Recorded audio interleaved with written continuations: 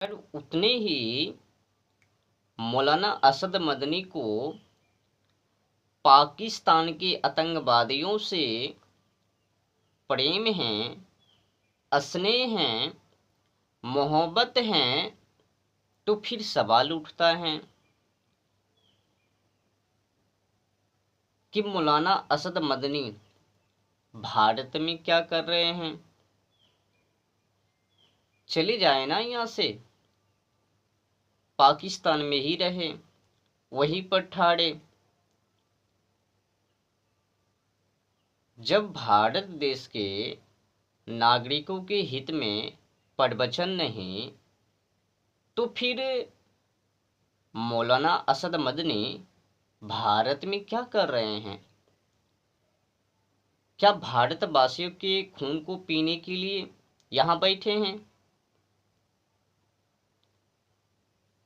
एक तो आतंकी पाकिस्तान से चलकर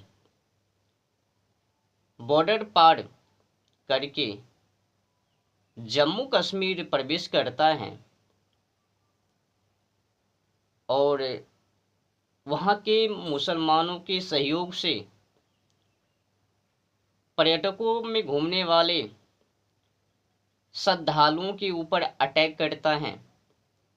ऊपर भी हिंदुओं को चुन चुन कर,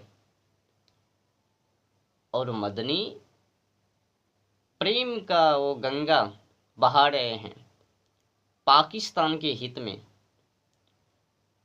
अब जो आतंकी भारत में आकर भारतवासियों के ऊपर अटैक करे,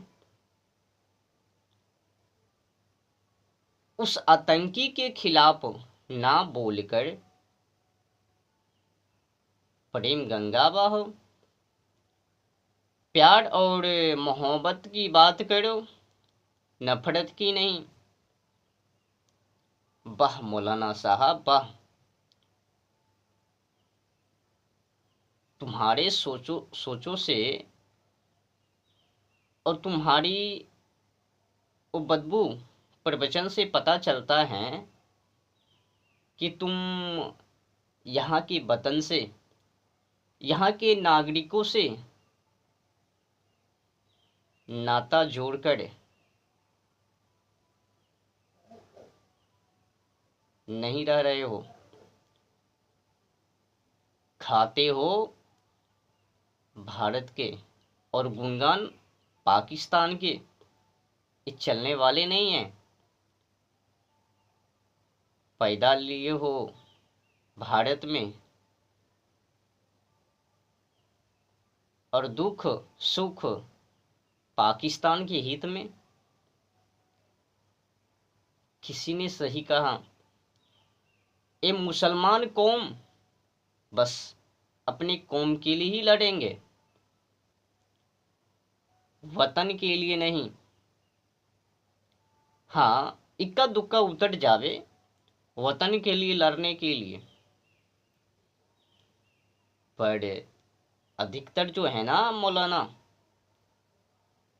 ये वतन के लिए नहीं, कौम के लिए लड़ते हैं।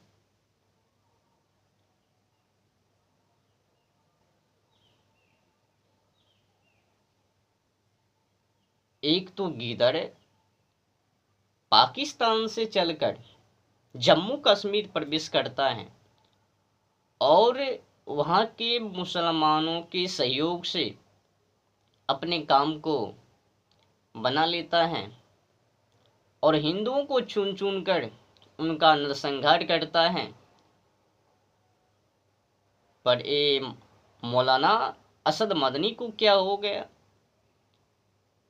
पानी समझौता को लेकर लंबी लंबी लाइन बकवास बकठोटी किए जा रहे हैं। पानी को कहाँ पे रखोगे? सरकार की मर्जी, जहाँ पर रखे। जिस भी तरह से पाकिस्तान के ऊपर कार्रवाई करें, तुम कौन हो बोलने वाले? जो बोलना चाहिए वो तो नहीं बोले। पानी रोककर कहाँ? ये तो तुमने कभी नहीं बोला कि इससे भी ठोस कार्रवाई करो मोदी जी, पर नहीं, पाकिस्तान पर प्रेम का गंगा बहाओ, नफरत मत करो, प्यार और मोहब्बत की बात करो। क्या उस आतंकी से, आतंकी पर प्यार और मोहब्बत उनको बरसाए। उस आतंकी को ऐसा दंड देना चाहिए कि उनके साथ पुरखे पुस्त वो याद रखे। बम बारूद को मार मार कर उनको सिद्ध करना चाहिए। और शुद्धिकरण नहीं है, अशुद्धि है, वो अभी नापाक हैं, उनको पाक करने की जरूरत है। पर तुम बोलो ना, तुमने क्या बोला? और 6 महीने, 4 महीने, 2 महीने में आके भारत में हिंदुओं को चुन चुन कर वो मारते जाएंगे, और यहाँ की सरकार गोड़ हाथ को पकड़ के क्षमा मांगेंगे, चुप बैठेंगे। नहीं नहीं, इस बार तो कोई ढिलाई नहीं, ठोस कार्रवाई पाकिस्तान के ऊपर होनी चाहिए, और पाकिस्तान के आतंकी किसी भी रूप सूरत में बच ना पाए। अगर वहाँ की सरकार चिल्ला रहे हैं तो उन पर भी ठोस कार्रवाई हो। भारत में क्या कमियां हैं जो कि वो भिखारी देश से डरे? पर तुम तो मुसलमान हो, अपने ही कौमों के लिए लड़ोगे, देशवासियों के लिए नहीं। मरता तो क्या कुछ नहीं करता। किसी ने सही कहा, आतंकियों का घर, आतंकियों का धर्म मुसलमान। कौन कहता है कि आतंकी का धर्म नहीं? आज मैं कहता हूँ आतंकी का धर्म मुसलमान है, क्योंकि हिंसा करने के लिए कुरान सिखाता है। कुरान में तो साफ साफ लिखा है ना कि अल्लाह को जो ना माने काफिर, उनको जहां पाओ वहीं पर कत्ल कर दो। कहीं कहीं तो ये भी लिखा है अल्लाह खुद ही लड़वा रहे हैं, कंकड़ पत्थर की तरह वो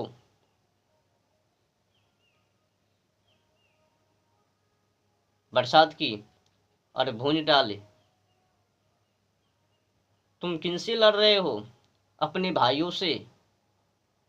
और किनको निकाल रहे हो? अपने बस्तियों से।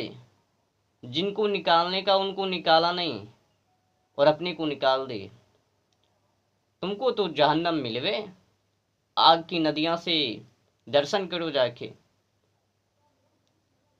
अल्लाह के मार्गों में लड़ो, तुमको 72 हूर मिलवे। बस यही 72 हूर के चक्कर में निर्दोष और दयालु मुसलमान भी क्रूर बन जावे।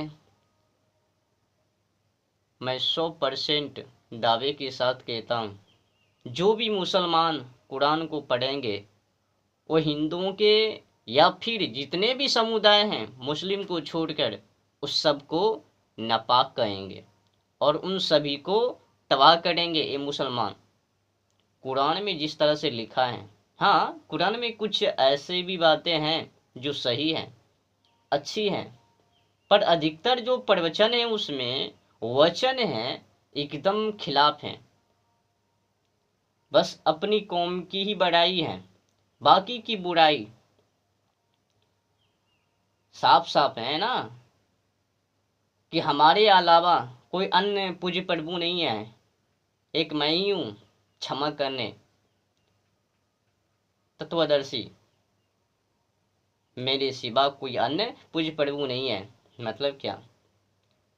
साफ है ना। अब तो मुसलमान किसी अन्य को छोड़